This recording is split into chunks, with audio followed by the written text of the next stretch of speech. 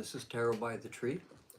We're presently working through our 4x4 series where we're investigating the pips or the minor arcana. We've gone through the 1s and the 2s and so forth, and now we're on the 7 cards, the 7 suited cards of the minor arcana. Today we will look at the 7 cards of the minor arcana, the 7 of swords, the 7 of cups, the 7 of staves, and the 7 of coins. In order to get an overview and insight into the 4 suited 7 cards, we must first look at the 2 cards on the major arcana that lie on the 7th sephira. In our system, you know there's a tree of life and the tree of knowledge. We would work our way down to the 7th sephira on the 2 trees, and those will determine what the meanings of the 7 cards are. The name of that sephira is Netzach, and its aspect is victory. On the tree of life, Netzach, the 7th sephira, is represented by the chariot.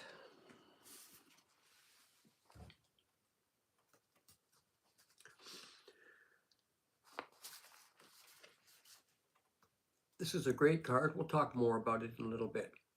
This is a card about the intellect and the imagination working together. On the tree of knowledge, Netzach is represented by a different card, the moon. And the moon is essentially sort of the dissolution of the chariot. It's when the chariot loses control over his aspects.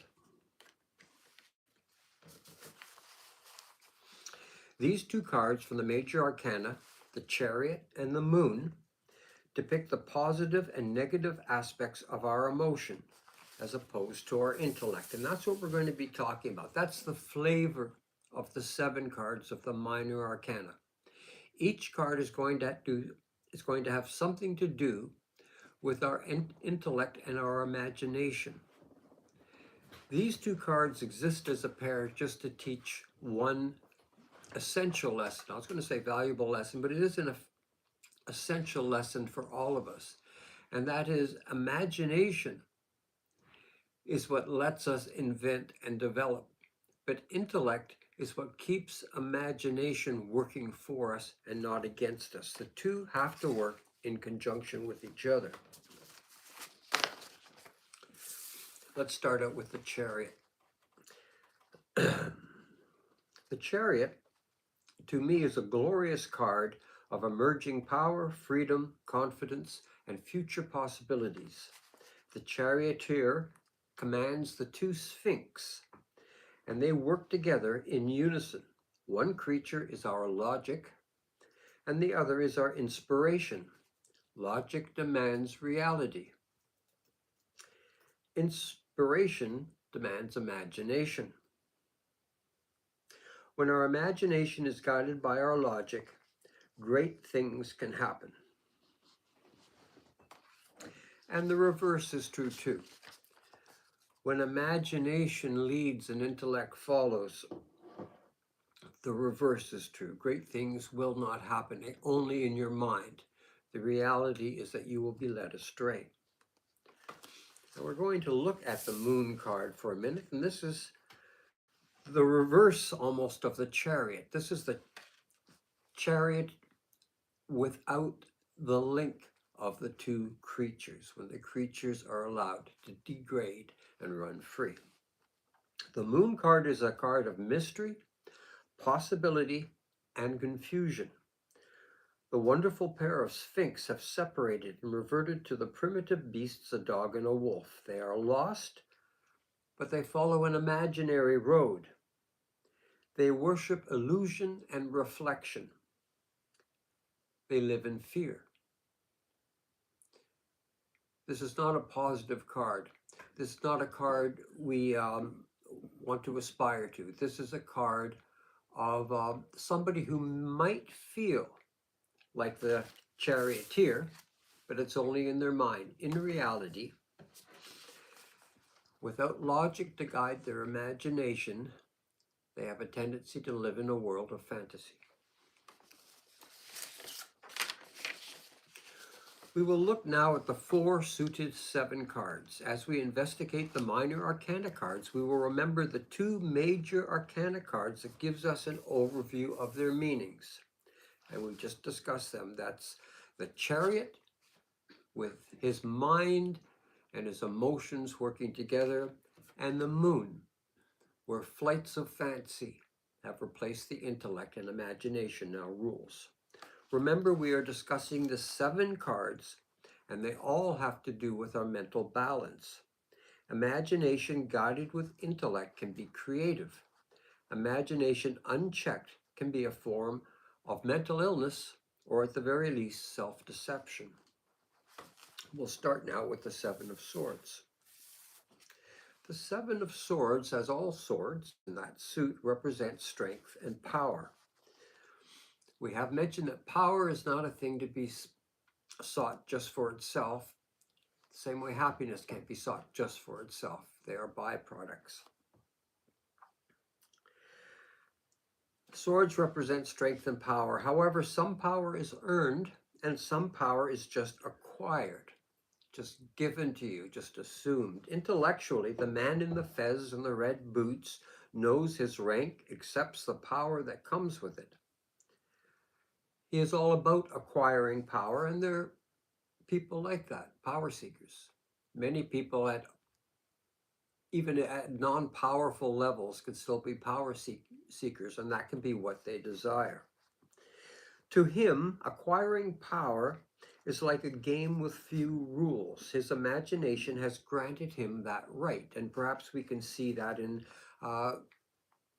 some people in our society. The man in the 7 of Swords has power, he has authority and rank, but some of that he has not legitimately earned. Some of that has come to him by way of gifts or assumptions. He is to some extent a thief. At the very least, he is not always what he appears to be. And that's the 7 of Swords. The main thing is that you have some power that you have not earned. And that can be a problem as people expect things from you that you can't deliver. We'll move now to the 7 of Staffs. And this is also an example of false power. By that I mean the seeking of power that doesn't actually create anything. It just gives your mind that kind of superior feeling.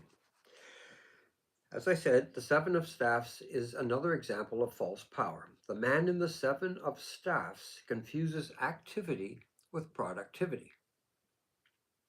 He, like many people, is process-oriented rather than product-oriented. He prides himself of being constantly busy and constantly in touch. To us, it might seem like he's engaged in a kind of never-ending frenetic activity, but in his mind, he is in contact with all the things that are happening and developing. 7 of Staffs shows a man constantly engaged in plans and discussion. He has higher ground, he's in no danger, and he knows that. These are, in a sense, mock battles. He loses nothing. What he accomplishes is more in his imagination than in reality.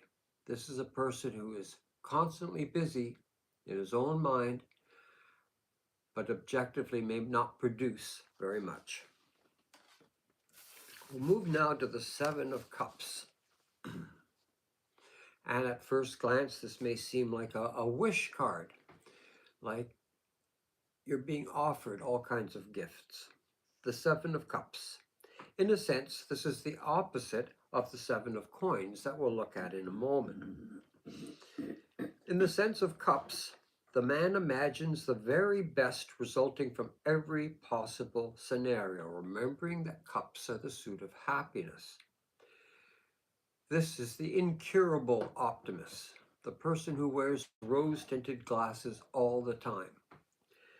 Some people might think incurable optimism is a positive way to live their life, but it's not. It's a deceptive way to live your life because things out there can be qualitatively many different things. Optimism can be a goal, but it can blind us to the dangers as well. The man in the Seven of Cups sees great happiness in every illusion. What he does not realize is he mistakes illusion and promise for reality. And I would suspect disappointment may be in the cards for him, which leads us, I think we did that, the Seven of Coins, which has us remember the Seven of Coins, which is a suit of disappointment. I may have skipped this. The Seven of Coins, this is a case of imagination making you sad. This man has completed his harvest, but the yield was not what he imagined. Despite gain and profit, he is disappointed. In this case, your imagination has set you up for the disappointment. There's a saying, looking at a glass half full or half empty, and this person is looking at the glass half empty. In a more desperate scenario, he would be glad for the harvest that he made, and he would still realize that he is producing and surviving. But his imagination has compared himself to better scenarios, and he's not happy with that feeling. In a reading, when these cards come up, you want to say things, but you want to keep them general, hopeful, something that will apply to many people. In a reading, if one of these cards come down, here are some things you might want to say. And of course, this is entirely dependent on your style. These are just ideas. In the case of someone drawing the Seven of Swords, I might say something like this. You are powerful in some ways, and many people respect your strength. However, there may be times when some people expect more from you than you are capable of doing. In a sense, we can say your reputation exceeds you. Your reputation makes people believe you are capable of more than you actually are. Again, in a reading, if someone was to turn up the Seven of Staffs, you might say something like this. You sometimes have to deal with and balance the ideas of several other people. They come to you for advice, discussion, and debate.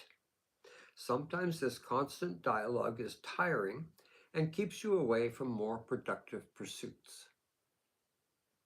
And that would be a way of opening a door on this card, suggesting that you are too busy with being busy.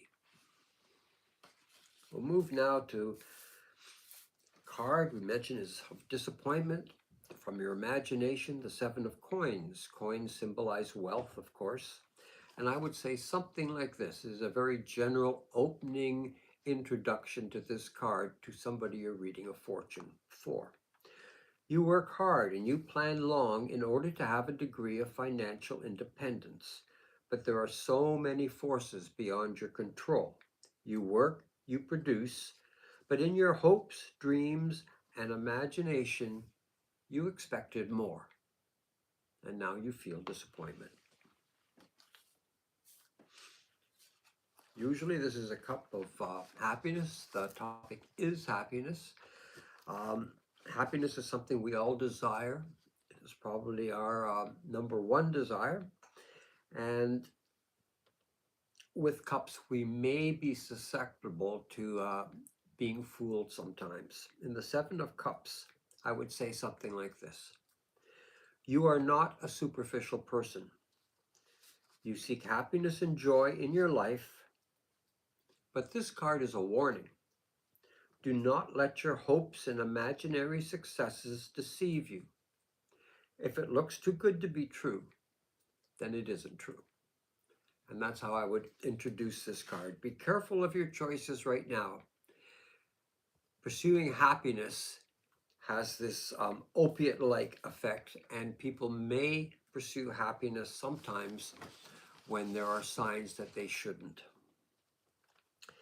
This concludes our investigation of the 7 suited tarot cards. Remember that the minor cards are forces in your life that you can avoid and change. In contrast, in a reading, a major arcana card is a force you have to deal with. A minor arcana card is a force that's in your life, but it may not be overpowering. Each picture on each card in the minor arcana is an archetype, and you can trust your intuition in deciphering them. They are designed to be clear. They are designed to communicate. It's just as an overview, we remember what these cards are dealing with, and we don't have to mention it, we don't have to dwell on it, but as we are coming up with the meaning for the 7 cards, we remember that their home is in the aspect of intelligence and emotion and how they affect each other. As an overview, the 7 cards remind us to temper our imagination with logic. Imagination can reveal new thoughts, but intellect guides our actions. Thank you. And Joss, do we have any questions or anything going on today? Well, Sarah's with us again, Hi, saying Sarah. hello. Hi, Sarah. And Ray is sending, hi, Michael, thanks for your work and a Merry Christmas. Thank you, Ray, and the same to you and everybody out there. It's tomorrow. Yeah. Is the man in the 7 of Swords a common thief?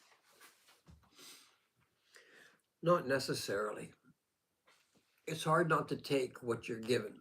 And if you do some wonderful things and somebody says, you know, I think you're the best in the world at that, you might start to internalize that and think that you're better than you are. And that's sort of what happens in this card.